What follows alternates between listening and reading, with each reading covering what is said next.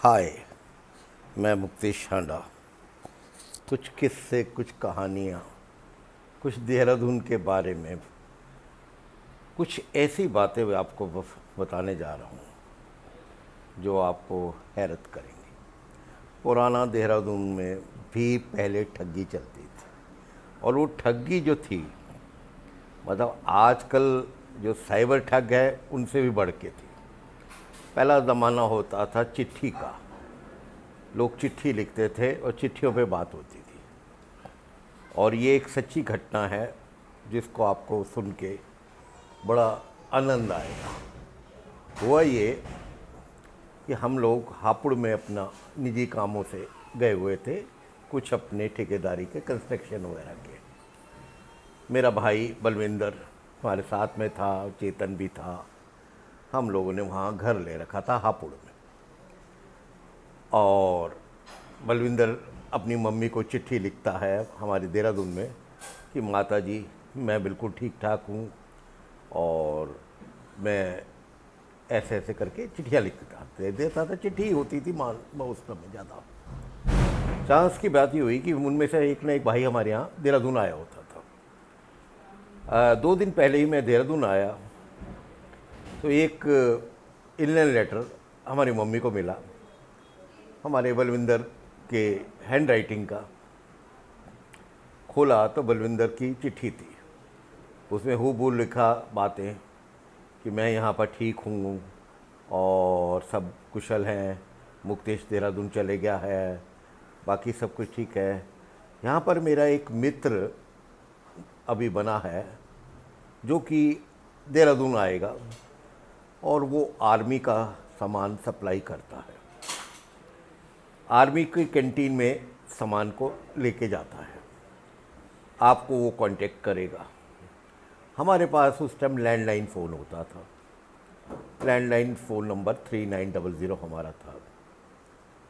अब मैंने भी चिट्ठी पढ़ी, देखा बलविंदर की हैंड राइटिंग। मैंने कहा हाँ है तो उसी की, और उसने वही बातें कुछ उसमें ली कि बलविंदर मुक्तेश 2 दिन पहले देहरादून आया है, बाकी ठीक है, आजकल मेरी थोड़ी तबीयत ठीक नहीं लग रही है। और मेरे दोस्त को मैंने कहा कि जब तुम सामान देने, सस्ता सामान कैंटीन का है, देने जाओगे, कुछ सामान अगर मेरी माता जी को ज़रूरत होगी तो आप उनको दे देना। यकीन करने वाली बात थी। चिट्ठी खोली तो उसी दिन 2-3 दिन, 1-2 दिन बाद एक फ़ोन आता है कि आपके जो बेटे हैं उनका मैं मित्र हूँ और मैं कुछ सामान कैंटीन से लेके आ रहा हूँ, कैंटीन का सामान, और वो रेलवे स्टेशन पे आएगा। अगर आपको कुछ नीड है तो आपको बड़े डिस्काउंट रेट पे मैं आपको चीज़ें उपलब्ध करा दूँगा। मैंने जब टाइम फिक्स हुआ दोपहर के 2 बजे, हमारे पास फोर्ड जीप होती थी। मैं मम्मी को लेके रेलवे स्टेशन पहुंच गया। रेलवे स्टेशन पे एक आर्मी का ट्रक खड़ा हुआ था। देखा एक आदमी उससे बात कर रहा है। हमने अपने जीप का नंबर दिया, वो हमारे पास आया, कहने लगा हाँ वो अभी सामान आया है और वो ट्रेन से अभी आर्मी के ट्रक में लोड होगा, क्योंकि वैसे अनऑथराइज्ड है, मैं आपको सामान नहीं दे सकता। आप एक काम करो, जो आपको सामान चाहिए वो उसकी लिस्ट दे दो, और जैसे 4000 की चीज़ थी वो 3000 में डिस्काउंट रेट पे आपको मिल जाएगी। उसने 15-20 हज़ार रुपये का वो करा और कहने का पेमेंट आप आकर दे दो, पर यहाँ पर मैं आपको नहीं दूंगा क्योंकि हमारा ट्रक जो है राजपुर रोड पे ही जाएगा। मैं रास्ते में रोक के आपका सामान आपको डिलीवर कर दूंगा। मम्मी ने पैसे उसको दे दिए, 15-20 हज़ार रुपये, लिस्ट भी दे दी। उन्होंने कहा आप आगे आगे चलो, ये ट्रक जो है पीछे वो आपको हम रास्ते में डिलीवर कर देंगे। हम लोग जाके अपनी गली के बाहर जीप खड़ी कर दी हमने, और बड़े मज़े से इंतज़ार करने लगे कि ट्रक कब आए। वो ट्रक ने कब आना था वो तो जालसाज निकला। वो हो सकता है आर्मी के ट्रक जो खड़ा था उसके ड्राइवर से कुछ पूछ रहा हो, और ऐसे शो कह रहा था कि वो आर्मी के ट्रक का ही आदमी है। तो ये घटना कई साल पुरानी है। मैं मुश्किल से 20 साल का हूँगा तब। तो समझिए घटना जो होगी अबाउट 1980 के करीब की। तो आप समझिए 1980 में भी ठग कितने पैदा होते थे और क्या क्या तरीके ठगी के लगाते थे।